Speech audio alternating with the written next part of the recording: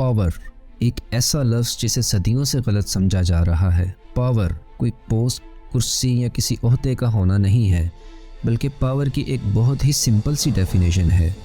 Power यानी वो हथियार जिसकी मदद से आप किसी से अपना काम करवा सकते हैं, चाहे आप किसी को इन्फ्लुएंस करके अपनी बात मनवाएं या किसी को डरा कर। दोनों ही सूरतों में आपने पावर का इस्तेमाल किया है। एक मुल्क चलाने से लेकर घर चलाने तक हर ह्यूमन इंटरेक्शन में पावर का इस्तेमाल होता है। अगर आप हर जगह एक कंप्लीट विन विन सिचुएशन चाहते हैं तो आपको पावर की पूरी समझ होना बहुत ज़रूरी है। तो आज इस वीडियो में हम 16 साइकोलॉजिकल लॉज ऑफ पावर देखेंगे और इसमें हमारी मदद करेगी रॉबर्ट ग्रीन की बेस्ट सेलिंग किताब द 48 लॉज ऑफ पावर। तो चलिए शुरू करते हैं। Number 1, let your absence feel. अपनी कमी का एहसास कराएं। इरफान एक फैक्ट्री में मन लगाकर काम करता था क्योंकि उसके मेंटोर ने कहा था कि हार्ड वर्क पेज ऑफ, लेकिन उसका प्रमोशन तब भी नहीं हुआ, ना ही कोई स्पेशल हाइक मिला पे में, जबकि फैक्ट्री का तकरीबन सारा काम वही करता था। यानी अगर वो ना हो तो बहुत परेशानी हो सकती थी। वो हिम्मत हार गया, अपने मेंटोर के पास गया और मेंटोर ने उससे कहा कि तुम ये तो जानते हो कि हार्ड वर्क का फल ज़रूर मिलता है, लेकिन ये नहीं समझते कि वो फल तभी मिलता है जब आपका हार्ड वर्क किसी को दिखे भी।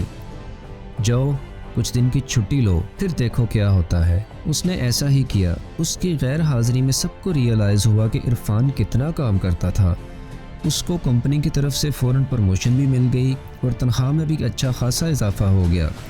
दोस्तों, आपका घर हो, सोसाइटी या आपकी वर्क प्लेस, अगर आप लोगों को अपनी वैल्यू का एहसास करवाना चाहते हैं तो अपनी एब्सेंस फील कराएं।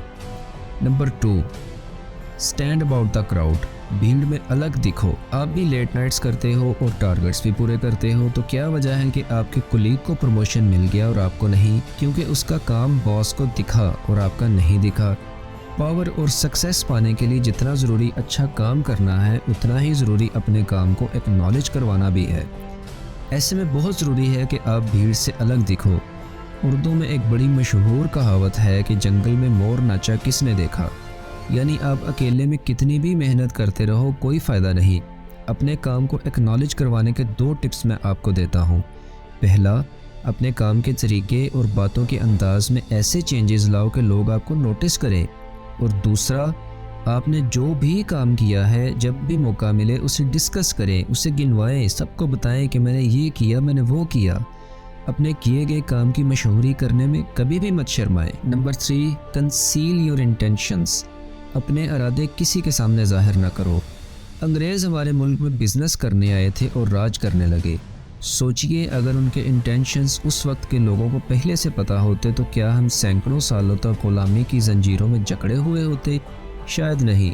जब तक किसी को आपके इंटेंशंस नहीं पता, तब तक डीलिंग पावर आपके हाथ में होती है। अपनी रोज़मर्रा ज़िंदगी में कई बार हम इस बात को रियलाइज़ नहीं करते और नुकसान उठा लेते हैं। जैसे आप कार ख़रीदने गए, आपको कार बहुत पसंद आई, आपने उसे लेने का मन भी बना लिया। अब 2 सिचुएशंस हो सकती हैं। पहली, आपने एक्साइटमेंट में सेल्समैन को ये बता दिया कि आप उसे ख़रीदने के लिए कितने डेस्परेट हो, आपको वो कार कितनी ज़्यादा पसंद आई है। ऐसे में सेल्समैन उसका एडवांटेज ले सकता है। हो सकता है कि वो कीमत बढ़ा दे या आपको कोई अच्छा डिस्काउंट ना दे। दूसरी सिचुएशन ये कि आपने सस्पेंस बरकरार रखा, आपने ये रिवील नहीं किया कि आपको कार कितनी ज़्यादा पसंद आई है। इस बार डीलिंग पावर आपके हाथ में रहेगी और डील क्रैक करने के लिए वो आपको मैक्सिमम पॉसिबल डिस्काउंट देगा। अगर आप डीलिंग पावर अपने हाथ में रखना चाहते हैं तो लोगों को अपने प्लान के बारे में बस उतना ही बताओ जितने में उनका इंटरेस्ट बना रहे। अपने रियल इंटेंशन को कभी भी किसी के सामने जाहिर मत करो। जब सामने वाले को पता ही नहीं होगा कि आप क्या करने वाले हो, तो वो अपने लिए डिफेंस प्रिपेयर कर ही नहीं पाएगा। लड़ाई हो या मार्केट हो या खेल, ओपन एंड को सरप्राइज करके जीतना आसान होता है और मज़ा भी आता है। Number 4, mind your words, always say less than necessary. 1825 में ज़ार निकोलस फर्स्ट रूस के नए रूलर बने। उनके तख्त पर बैठते ही मुल्क में हंगामे और दंगे फसाद फूट पड़े और लोग गवर्नमेंट की पॉलिसीज़ के ख़िलाफ़ हो गए। उस वक्त के प्रोमिनेंट लीडर और इंटरनेशनली फेमस पोइट कोंद्राते फ्योदोरोविच को फ़ौज ने पकड़ लिया और उन्हें फांसी की सज़ा सुनाई गई। जैसे ही उन्हें लटकाया गया, रस्सी टूट गई और कोंद्राते ज़मीन पर गिर गए। उन दिनों ऐसे इंसिडेंट्स को खुदा की मर्ज़ी समझकर मुजरिम को मुआफ़ कर दिया जाता था। जैसे ही रस्सी टूटी, कुंदराते भीड़ की तरफ भागे और उन्होंने कहा कि देखा, हमारा मुल्क कितना गिर चुका है, रशियन एक ढंग की रस्सी तक नहीं बना सकते।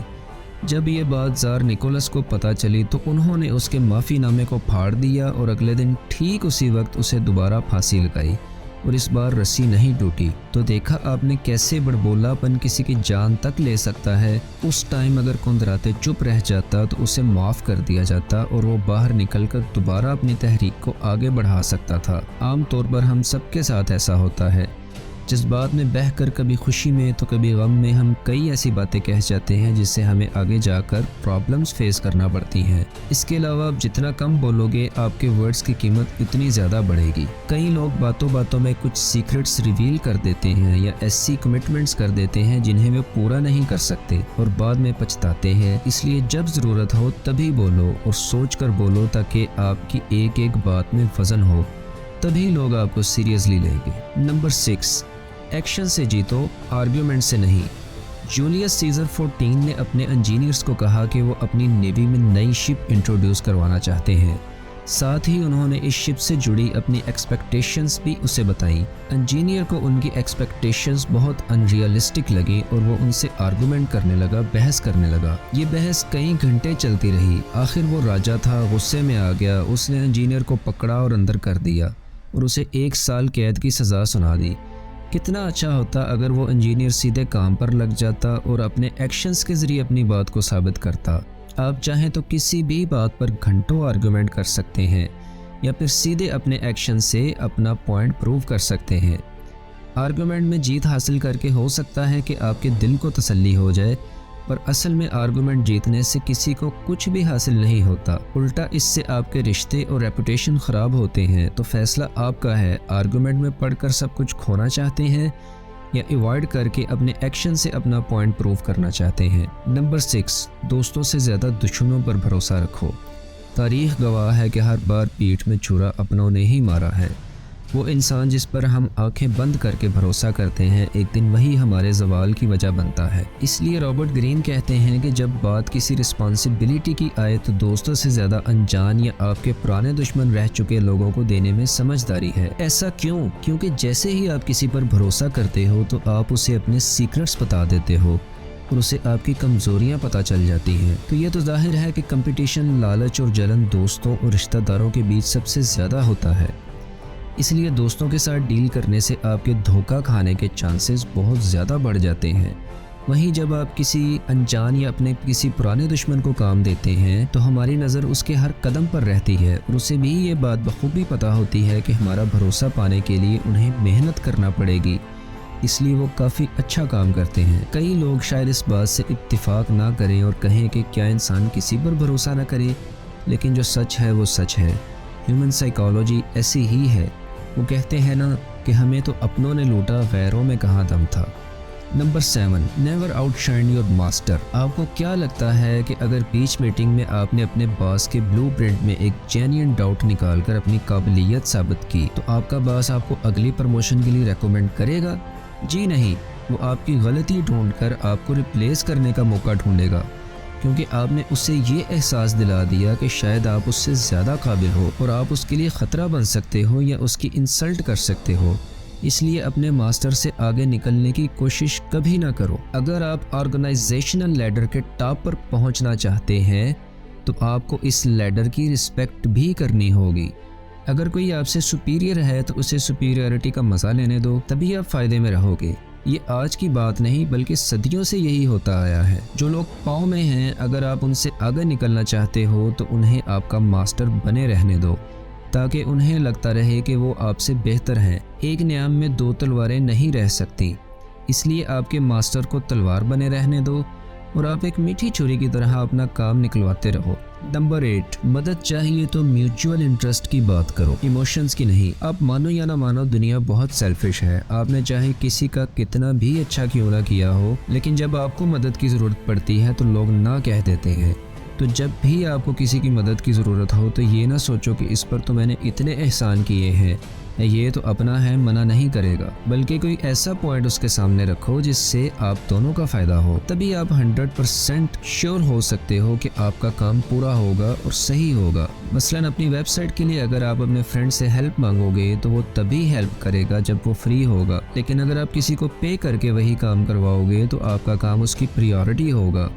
यानी सीधे लफ्ज़ों में कहें तो अगर आप अपने काम के बारे में सीरियस हो तो उसे करवाने के लिए म्यूचुअल इंटरेस्ट का सहारा लो, इमोशंस, काइंडनेस या ग्रेटिट्यूड का सहारा कभी भी नहीं।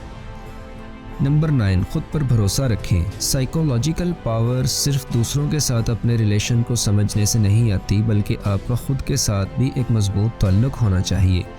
मैं अक्सर ऐसे लोगों से मिलता हूँ जो इतने कंफ्यूज रहते हैं कि उन्हें खुद नहीं पता होता कि वो क्या चाहते हैं क्या नहीं।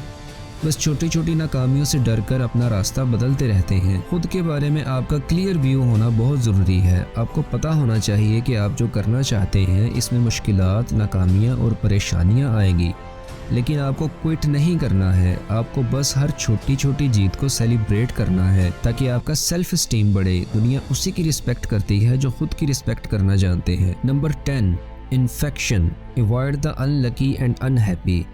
इंग्लिश में एक बड़ी पुरानी कहावत है, you could die from someone else's misery, यानी आप किसी और के दुख से मर सकते हैं। हमारा इमोशनल सेटअप कुछ ऐसा ही है कि हमारी जैसी संगत होती है, दोस्तियां होती हैं, हम वैसे ही हो जाते हैं। इमोशनल स्टेट किसी बीमारी की तरह होती है। आपको लगेगा कि आप बेचारे की मदद कर रहे हैं, उसके दुख का साथी बन रहे हैं, लेकिन असल में आप खुद के लिए मुसीबत पाल रहे हैं। अगर आप किसी ऐसे का साथ चुनते हो जो दुखी है तो उसे खुश करने के चक्कर में आप खुद खुश रहना भूल जाओगे, आपको पता भी नहीं चलेगा। बदकिस्मत लोग अपने साथ बदकिस्मती को लेकर चलते हैं, वो अपने नेगेटिव वाइब्रेशन से आपको भी अनलकी बना सकते हैं। इसलिए हमेशा अपने आसपास सेटिस्फाइड, पॉजिटिव और खुश लोगों को रखें। नंबर 11, आदमी देखकर सलूक करो। क्या आप अपने बॉस से बात मनवाने के लिए और अपने जूनियर से अपनी बात मनवाने के लिए एक जैसी स्ट्रेटजी अपनाते हो? क्या आपको लगता है कि घर में आपकी चलती है तो ऑफिस में भी आपकी चलेगी? ऐसा नहीं है। दुनिया में बहुत तरह के लोग हैं, कुछ प्यार से मानते हैं, कुछ डर से, कुछ लालच से, कुछ मिल मिलाकर। रॉबर्ट ग्रीन ये कहना चाहते हैं कि आपको आदमी देखकर सलूक करना आना चाहिए। अपने रिश्तों को, पावर को और पोजीशन को बचाने के लिए आपको अपने आसपास के लोगों को समझना आना चाहिए। रॉबर्ट ग्रीन खास तौर पर ये बात कहते हैं कि जो लोग फीलिंग्स हर्ट होने पर बदला लेने के मौके ढूंढते रहते हैं उनसे बचकर रहना चाहिए और अननेसेसरी पंगे नहीं लेना चाहिए, नहीं तो ऐसा करने से आप बगैर किसी बात के दुश्मन पाल लोगे। Number 12, play a sucker to catch a sucker. आप कितने स्मार्ट हो? क्या आप इतने स्मार्ट हो कि आप जानबूझकर बेवकूफ़ बन सको? वो कहते हैं ना कि मुसीबत में गधे को भी बाप बनाना पड़ता है। तो अगर आपका सामना किसी बेवकूफ़ से पड़ा है लेकिन उसके पास आपका काम निकलवाने की पावर है, वो आपका काम कर सकता है, तो उसे अपनी स्मार्टनेस दिखाने के बजाय ये समझ दें कि वो आपसे ज़्यादा स्मार्ट है और देखें कि आपका काम कितना स्मूथली हो जाता है। इसी तरह अगर आप अपने कंपेटिटर के सामने इनकम्पिटेंट एक्ट करेंगे तो वो आपको हल्के में लेने लगेगा। रॉबर्ट ग्रीन कहते हैं कि जैसे ही आपने अपने सामने वाले को ये यकीन दिला दिया कि वो आपसे ज़्यादा स्मार्ट है, वैसे ही आपकी जीत पक्की है। Number 13, calculated value.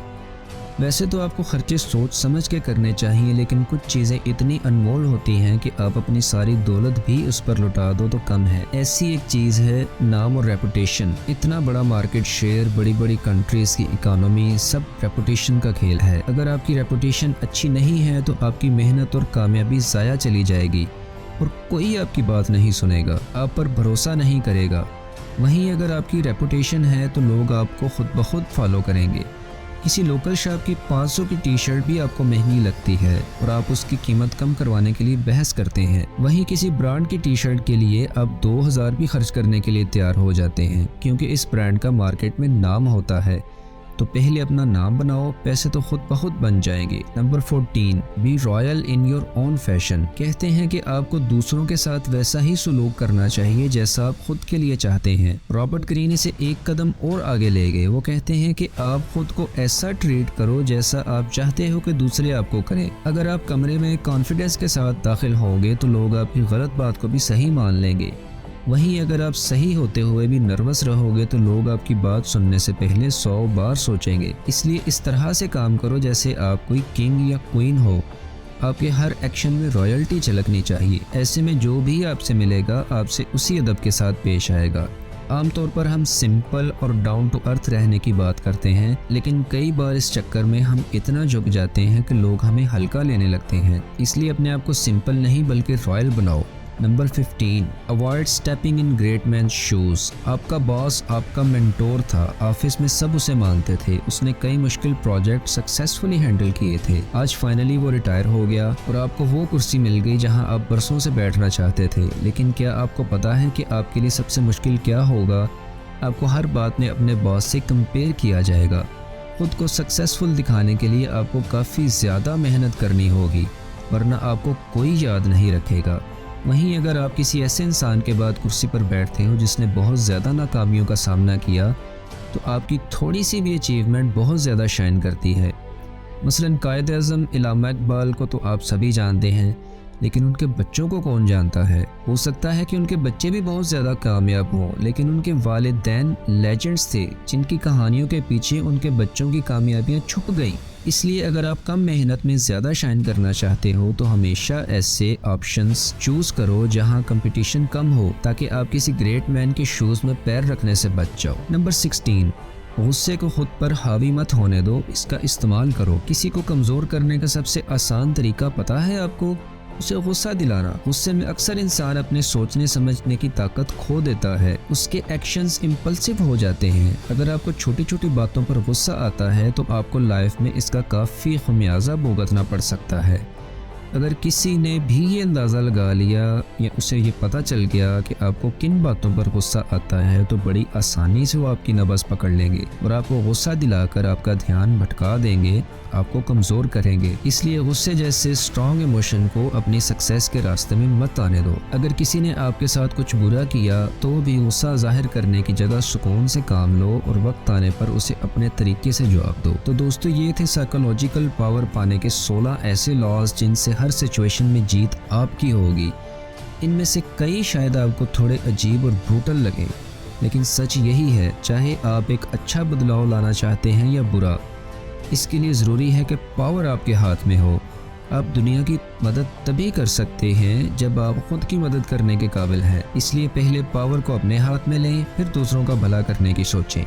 वीडियो बनाने में मैंने बहुत ही ज़्यादा मेहनत की है, तो प्लीज़ लाइक करें, सब्सक्राइब करें और घंटी का बटन नहीं दबाया तो उसे दबा दें। मिलते हैं अगली वीडियो में, तब तक के लिए अल्लाह हाफिज़।